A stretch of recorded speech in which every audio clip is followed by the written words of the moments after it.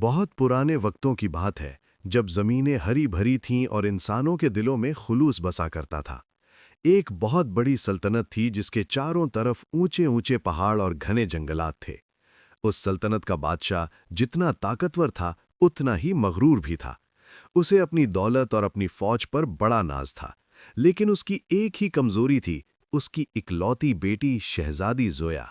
شہزادی زویا کے قدم جب زمین پر پڑتے تو لگتا جیسے پھول کھل رہے ہوں، مگر اس کے دل میں وہ غرور نہیں تھا جو اس کے باپ کی پہچان تھا۔ اسی سلطنت کے ایک دور افتادہ پہاڑی گاؤں میں ایک نوجوان رہتا تھا جس کا نام راہیل تھا۔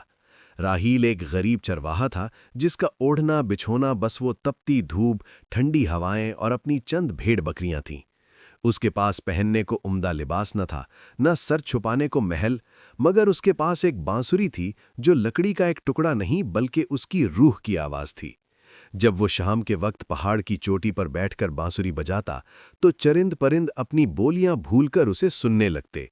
اس کی بانسری کی دھن میں ایک عجب سا درد اور سکون تھا جو صرف ان لوگوں کو سمجھ آتا تھا جن کے دل صاف ہوں۔ ایک روز شہزادی زویا اپنی سہیلیوں اور پہرے داروں کے ساتھ سیر و شکار کی غرض سے شہر کی حدود سے باہر نکلی۔ پہاڑی راستوں کی خوبصورتی نے اسے ایسا مسحور کیا کہ وہ انجانے میں اپنے قافلے سے دور نکل گئی۔ گھوڑے کی ٹاپوں کی آواز خاموش ہوئی تو اسے دور سے ایک سحر انگیز دھن سنائی دی۔ وہ دھن اتنی پرکشش تھی کہ شہزادی کے قدم خود بخود اس آواز کی سمت اٹھنے لگے۔ جھاڑیوں کے پیچھے سے اس نے دیکھا کہ ایک نوجوان جس کے چہرے پر بلا کا اطمینان تھا، ایک پتھر پر بیٹھا اپنی دھن میں مگن ہے۔ شہزادی نے تھوڑا قریب جا کر پوچھا، اے اجنبی، تم کون ہو اور یہ کیسی دھن ہے جو دلوں کو چیر کر روح میں اتر رہی ہے؟ راہیل نے چونک کر بانسری ہونٹوں سے ہٹائی۔ سامنے ایک ایسی ہستی کھڑی تھی جس کا حسن سورج کی روشنی کو مات دے رہا تھا۔ راہیل نے نہایت ادب سے سر جھکایا اور دھیمی آواز میں کہا، اے محترمہ، میں تو بس ایک ادنا سا چرواہا ہوں جو اپنے مالک کا شکر ادا کرنے کے لیے یہ دھن چھیڑتا ہوں۔ اس میں میرا کوئی کمال نہیں، یہ تو اس سکون کی آواز ہے جو اس پہاڑ کی خاموشی میں بسا ہے۔ زویا حیران رہ گئی۔ اسے محل میں ہر شخص چاپلوس ملا تھا، مگر اس چرواہے کے لہجے میں ایسی سچائی تھی جو اسے پہلی بار کسی انسان میں نظر آئی۔ اس نے پوچھا، تمہیں ڈر نہیں لگتا کہ تم اکیلے یہاں رہتے ہو؟ تمہارے پاس تو نہ کوئی تلوار ہے نہ محافظ۔ راہیل مسکرایا اور بولا، محافظ وہ ہے جس نے مجھے پیدا کیا، اور جس کے دل میں کسی کا برا کرنے کی خواہش نہ ہو اسے دنیا کی کسی تلوار سے ڈر نہیں لگتا۔ اس دن کے بعد سے شہزادی کا دل محل میں نہ لگا۔ وہ اکثر تنہائی میں راہیل کی باتیں یاد کرتی۔ اسے وہ محل کے ریشمی قالین اب چبھنے لگے تھے۔ وہ چاہتی تھی کہ اس چرواہے سے دوبارہ ملے اور زندگی کے ان رازوں کو سمجھے جو اس نے اب تک نہیں سیکھے تھے۔ چنانچہ وہ روزانہ کسی نہ کسی بہانے سے پہاڑوں کی طرف نکل جاتی۔ کبھی راہیل اسے پہاڑی پھولوں کے قصے سناتا تو کبھی وہ اسے آسمان پر بنتے بادلوں کے نقش دکھاتا۔ ان کی ملاقاتیں لفظوں سے زیادہ خاموشی اور احترام پر مبنی تھیں۔ مگر یہ بات زیادہ دن چھپی نہ رہ سکی۔ بادشاہ کے جاسوسوں نے یہ خبر بادشاہ تک پہنچا دی کہ شہزادی ایک معمولی چرواہے سے ملتی ہے۔ بادشاہ غصے سے آگ بگولا ہو گیا۔ اس نے اپنی عزت پر اسے ایک داغ سمجھا اور فوراً حکم دیا کہ اس چرواہے کو زنجیروں میں جکڑ کر دربار میں لایا جائے۔ اگلے دن دربار سجا ہوا تھا۔ بادشاہ اپنے تخت پر براجمان تھا اور اس کی آنکھوں سے شعلے نکل رہے تھے۔ جب راہیل کو دربار میں لایا گیا تو اس کے پاؤں میں بیڑیاں تھیں، مگر اس کے چہرے پر وہی پرانا اطمینان تھا۔ بادشاہ نے گرج کر کہا، اے گستاخ چرواہے، تیری یہ ہمت کہ تو نے ایک شہزادی کی طرف آنکھ اٹھا کر دیکھا، کیا تجھے معلوم نہیں کہ اس کی سزا موت ہے؟ راہیل نے نہایت سنجیدگی سے جواب دیا، عالی جاں، آنکھ اٹھانا گناہ ہے لیکن عزت کرنا جرم نہیں ہے۔ میں نے شہزادی کو ہمیشہ ایک پاکیزہ روح سمجھا ہے۔ موت سے میں نہیں ڈرتا کیونکہ موت تو برحق ہے، لیکن کسی بے گناہ پر تہمت لگانا آپ جیسے عادل بادشاہ کو زیب نہیں دیتا۔ دربار میں سناٹا چھا گیا۔ شہزادی زویا نے آگے بڑھ کر کہا، ابا حضور، راہیل کا کوئی قصور نہیں، میں نے اس سے شرافت، صبر اور شکر سیکھا ہے۔ اس کی غربت کو اس کا عیب نہ بنائیں بلکہ اس کا ظرف دیکھیں۔ بادشاہ نے سوچا کہ اگر میں نے اسے ابھی مار دیا تو شہزادی کی نظر میں یہ ہیرو بن جائے گا۔ اس نے ایک چال چلی۔ بادشاہ نے کہا، ٹھیک ہے، اگر یہ چرواہا اتنا ہی عظیم ہے تو اسے ثابت کرنا ہوگا۔ ہماری سلطنت کا مشرقی حصہ پچھلے 10 سالوں سے قحط کا شکار ہے۔ وہاں کی زمین بنجر ہو چکی ہے اور لوگ بوند بوند کو ترستے ہیں۔ اگر یہ چرواہا 90 دنوں کے اندر ان بنجر پہاڑوں کو چیر کر وہاں پانی کا چشمہ نکال لائے تو میں اپنی بیٹی کا ہاتھ اس کے ہاتھ میں دے دوں گا، اور اگر یہ ناکام رہا تو اسے اسی چوراہے پر سولی چڑھا دیا جائے گا۔ یہ ایک ناممکن شرط تھی۔ بڑے بڑے انجینئر اور ماہرین وہاں سے پانی نکالنے میں ناکام ہو چکے تھے۔ شہزادی کا رنگ زرد پڑ گیا، مگر راحیل نے بادشاہ کی آنکھوں میں آنکھیں ڈال کر کہا، مجھے یہ شرط منظور ہے۔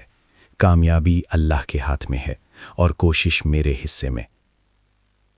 اگلے ہی دن راحیل کو اس بنجر علاقے میں بھیج دیا گیا۔ ہر طرف تپتی دھوپ اور خشک پہاڑ تھے۔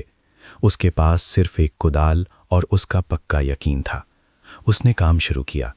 پہلے دن جب اس نے پہاڑ پر ضرب لگائی تو پتھر سے چنگاریاں نکلیں، مگر زمین ٹس سے مس نہ ہوئی۔ لوگ اسے دیکھ کر ہنستے اور کہتے، دیکھو، ایک دیوانہ ایک لکڑی کے سہارے پہاڑ کو جھکانے نکلا ہے۔ 1 مہینہ گزر گیا۔ راحیل کے ہاتھ زخمی ہو چکے تھے، اس کے تلوے پھٹ چکے تھے اور دھوپ نے اس کا رنگ جھلسا دیا تھا۔ وہ دن بھر پہاڑ کھودتا اور رات کو اسی بنجر زمین پر سجدہ ریز ہو کر روتا، اے میرے مالک، میری لاج رکھ لے۔ یہ پانی صرف میری شادی کا ذریعہ نہیں، بلکہ ان ہزاروں معصوموں کی زندگی ہے جو پیاس سے مر رہے ہیں۔ دوسرا مہینہ ختم ہونے کو آیا۔ راحیل کا جسم ہڈیوں کا ڈھانچہ بن گیا تھا، مگر اس کی ہمت نہیں ٹوٹی۔ ایک رات اسے خواب میں وہی بانسری کی دھن سنائی تھی جو وہ بجایا کرتا تھا۔ اسے لگا جیسے زمین اسے پکار رہی ہو۔ وہ صبح سویرے اٹھا اور ایک خاص سمت میں پوری قوت سے کھدائی شروع کر دی۔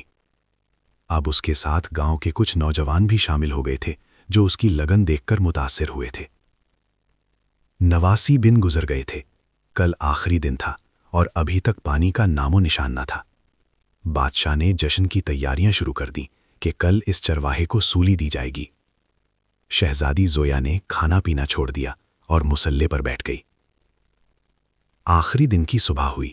راحیل نے اپنی آخری ضرب ماری۔ اسے لگا جیسے پہاڑ کے سینے سے کوئی صدا آئی ہو۔ اس نے پوری جان لگا کر ایک اور وار کیا، اور اچانک ایک زوردار دھماکہ ہوا اور پہاڑ کے اندر سے ٹھنڈے اور میٹھے پانی کا ایک عظیم فوارہ پھوٹ پڑا۔ پانی اتنی تیزی سے نکلا کہ خشک ندیوں میں جان آ گئی۔ لوگ دیوانہ وار بھاگے آئے، کسی نے پانی پیا تو کسی نے اللہ کا شکر ادا کیا۔ راحیل وہیں سجدے میں گر گیا اور اس کی آنکھوں سے آنسو جاری ہو گئے۔ جب یہ خبر بادشاہ تک پہنچی تو وہ دنگ رہ گیا۔ اسے اپنی آنکھوں پر یقین نہیں آ رہا تھا۔ وہ خود اپنے وزراء کے ساتھ وہاں پہنچا۔ اس نے دیکھا کہ پورا علاقہ خوشی سے جھوم رہا ہے اور وہ حقیر چرواہا آج لوگوں کی نظروں میں ایک مسیحا بن چکا ہے۔ بادشاہ نے راحیل کو گلے لگایا اور اپنی شکست تسلیم کی۔ اس نے کہا، راحیل، میں نے سمجھا تھا کہ طاقت صرف تخت و تاج میں ہوتی ہے، مگر آج تم نے ثابت کر دیا کہ اصل طاقت سچی نیت اور اللہ پر یقین میں ہوتی ہے۔ تم میری بیٹی کے ہی نہیں بلکہ اس سلطنت کے وارث بننے کے قابل ہو۔ راحیل اور شہزادی زویا کی شادی بڑی دھوم دھام سے ہوئی۔ راحیل نے شہزادہ بننے کے بعد بھی عاجزی نہ چھوڑی۔ اس نے محل کے باہر ایک چھوٹی سی کٹیا بنائی جہاں وہ غریبوں کی فریاد سنتا تھا۔ اس کی وہ پرانی بانسری آج بھی محل کے سب سے اونچے مینار پر رکھی تھی، جو ہر آنے جانے والے کو یہ یاد دلاتی تھی کہ جس کے پاس صبر کی قوت اور اللہ پر کامل یقین ہو، وہ پہاڑوں کا سینہ چیر کر بھی اپنا راستہ بنا لیتا ہے۔ کامیابی دولت سے نہیں بلکہ محنت اور سچائی سے ملتی ہے۔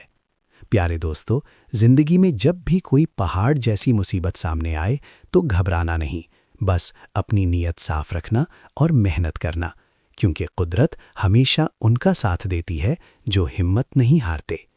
اگر آپ کو آج کی یہ کہانی پسند آئی ہے اور آپ مزید ایسی ہی دل کو چھو لینے والی اور سبق آموز کہانیاں سننا چاہتے ہیں تو عاقب ٹی وی کو ضرور سبسکرائب کریں۔